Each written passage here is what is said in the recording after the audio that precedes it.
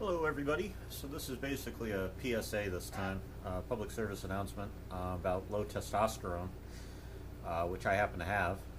It was causing me to be lethargic, tired, a little bit unbalanced, a bunch of that kind of stuff.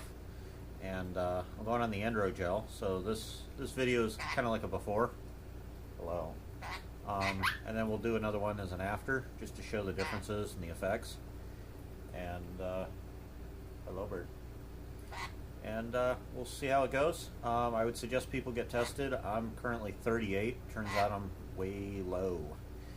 I also happen to be going through a divorce, as many may know. So if you're in your 30s or upper 30s or higher, would suggest getting it tested. This is not a result of being a motorcycle rider. This is just sheer, life sometimes throws something weird at you. So get yourself tested if you haven't. Just in case, for me it was, being lethargic and tired all the time, which I had contributed to having chronic mono, which it turns out I actually managed to fight off after like 20 some odd years. So I just wanted to make everybody aware that, don't assume because you have one medical condition that it's causing the same symptoms all the time. Because in my case, it turns out I actually beat that shit just to have a different problem that I wasn't treating.